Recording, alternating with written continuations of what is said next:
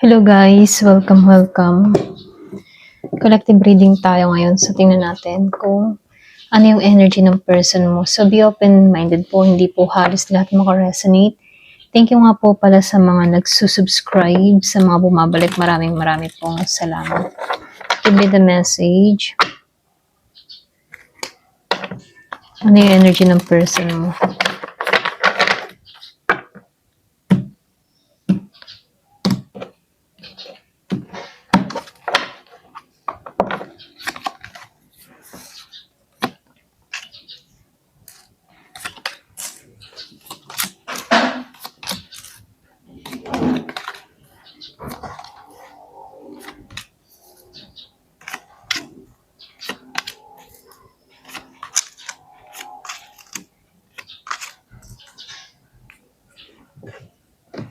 So, dito, no, meron ako nakikita dito, Scorpio, Cancer, and Pisces. Meron ding Aries, Leo, Sagittarius, Gemini, Libra, and Aquarius. Meron din ditong Virgo, Capricorn, Taurus. Malakas yung Leo. Okay, so start na tayo. Ayusin ko lang ha. Ayan. So, dito, no, malalim yung nakikita ko dito. Kumbaga, para bang yung bang tipo na karmic cycle na bumabalik sa kanya ngayon. Para bang yung ginawa niya bumabalik sa kanya ngayon. Ganun, okay? So, ito yung pinaka-ugat ng sitwasyon kasi lumabas si Justice Reverse.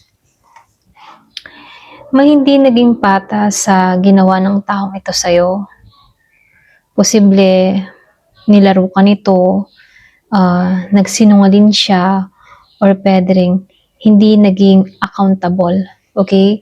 So ngayon dahil naka-reverse si Justice dito, ibig sabihin hindi niya matakasan yung consequences na ginawa niya sa'yo. Kahit ba i-deny niya, bumabalik sa kanya kung ano yung ginawa sa'yo. Okay? So, dito, lumabas si Death. Kumbaga dito, may malaking pagbabago sa'yo, okay? Hindi man ito literal na talagang death, hindi ganon. So, ito yung ending ng cycle. Kumbaga, yung dating siya, yung tipong careless or nananakit, okay? Or sabihin natin, nagsinungaling, ngayon, napipilitan na tong magbago dahil sa mga nangyari. Okay?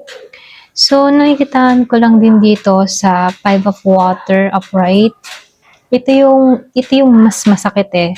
Kumbaga, dun pumasok yung regret, pagsisisi, at lungkot sa mga nangyari. Okay? Kumbaga dito,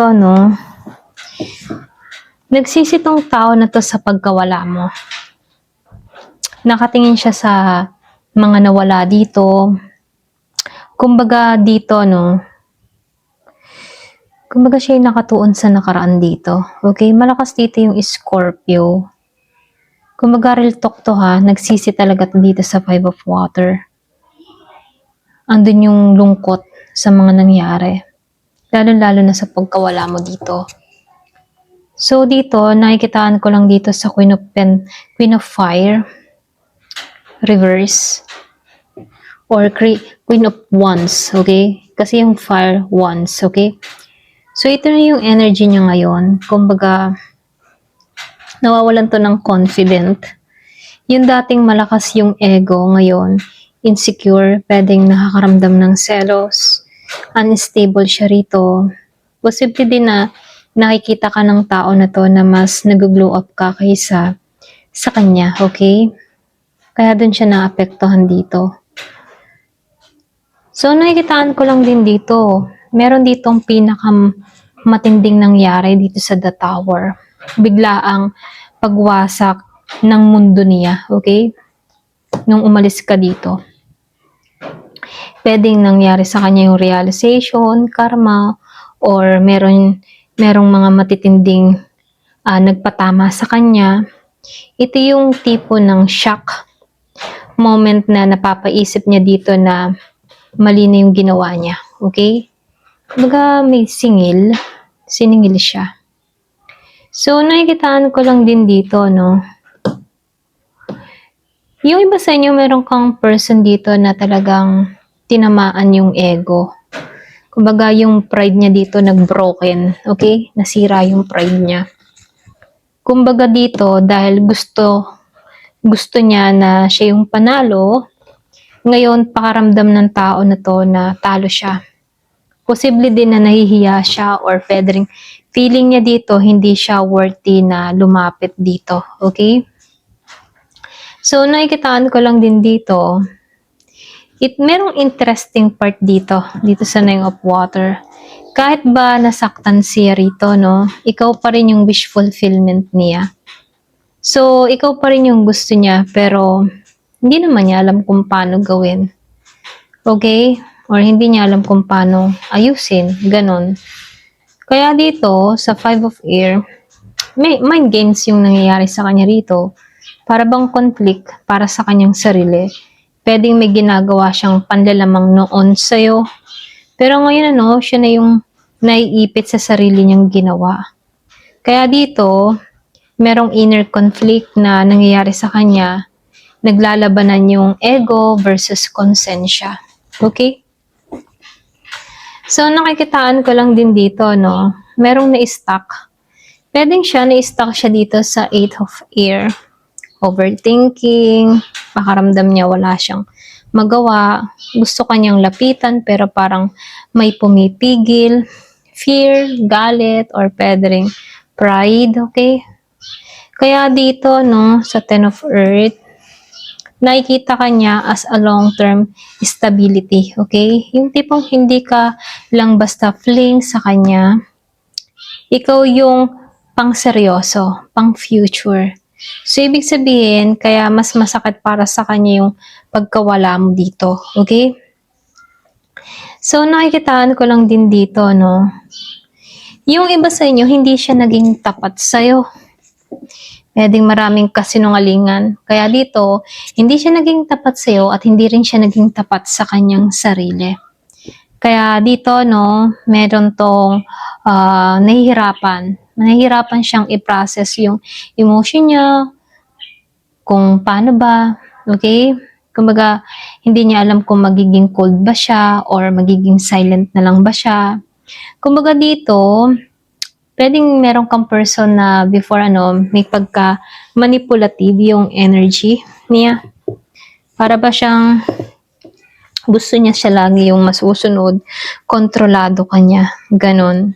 Kaya lang dito, meron lang nakikitang transition dito sa Six of Air. Yung iba sa inyo, unti-unti niyang tinatanggap na kailangan niyang mag-moving forward. Pero, dala pa rin niya yung sakit, okay? Andun siya sa healing phase na hindi pa matapos-tapos. So, nakikitaan ko lang din dito, ikaw nagiging kang matatag ngayon. Meron kang tapang, meron kang control, at alam mo yung saan mo ilulugar yung sarili mo kasi andun yung dignidad mo. So, ibig sabihin, kahit nasaktan ka rito, ikaw yung mas matatag. Kumbaga, mas lalo kang nagiging matapang sa sitwasyon, kaya mas nabibigatan ito sa kanya kasi nakikita kanyang ikaw yung umaangat, ikaw yung nagbabago, ikaw yung nag-glow, kaya may bigats para sa kanya. So, nakikitaan ko dito, yung iba sa inyo pinaglaruan ka nito, ramdam mo naman yun, pero ngayon, siya yung nasasaktan. Kasi dito, hindi yung simpleng sakit lamang, kumbaga may halong regret, pagsisisi, ego crush. So, merong karma na punta sa realization, okay? Kaya dito, natakot itong tao na to sa'yo, pwedeng nahihiya rin or nai-stuck siya dito. Dumaan siya sa mga matitinding wake-up call. Ito lang nakikita ko dito sa The Tower and Death. So, dito, ang tatanungin natin, worth it pa ba itong tanggapin? Okay? So, worth it pa ba itong tanggapin?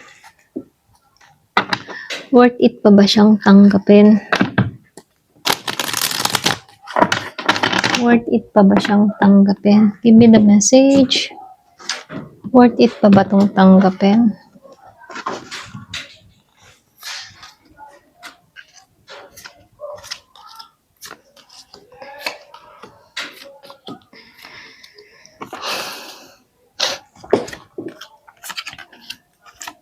Worth it pa ba itong tanggapin? So, yung tanong natin, kung worth it pa ba itong tanggapin? Kasi lumalabas dito sa Three of Pentacles reverse. Wala kasing teamwork na nangyayari dito. Ito lang nakikita ko, kahit anong effort, hindi kayo nagkakaintindihan yung iba sa inyo. Yung relationship nyo kasi need ng cooperation. Pero dito, parang ikaw lang yung nag-a-adjust noon. Alam mo yon? Kaya dito sa Four of Wands reverse, wala siyang stable na foundation dito, no? Para bang hindi pa ito yung tipo ng relasyon na pang long term. Kumbaga, may instability, okay? Kumbaga, hindi unstable pa siya. So, nakikitaan ko dito yung on and off or pwedeng gulo, okay? Hindi naka-align yung goals nyo sa isa't isa. Kaya dito sa strength reverse, ikaw yung yung bang tipo na kapag bumalik to, mauubos ka ulit. Alam mo yon? Para bang ikaw yung energy vampire, ikaw yung talagang nauubusan ng lakas. Posible na maging mahina ka sa kanya or bumalik yung mga cycle na ikaw na lang lagi yung nagbibigay, siya yung kumukuha. Okay? So, nakikitaan ko lang din dito sa Eight of Wands upright. May mabilis dito, okay? Pwedeng mag-message to sa'yo ng mabilis, tumawag or kumontak dito. Pero yung bilis kasi, nakikitaan ko dito, hindi siya sincerity, kumbaga, hindi seryoso. Kasi dito sa The Magician upright, oo, may charm siya, pero nakikitaan ko dito, magaling tong manalita Para bang magaling tong mangakit, magpaikot ng sitwasyon. Pwede kanyang kumbinsihin na nagbago na siya, even hindi pa ito fully totoo. Okay? So, nakikitaan ko lang din dito sa The Sun, naka-upright. Kumbaga dito, ikaw yung liwanag. Mas okay ka sa ngayon. Ito rin nakikita ko sa'yo. Mas masaya ka kapag wala tong tao na to. Ito rin yung sign na clear yung isipan mo, okay? Nakikita mo yung katotohanan.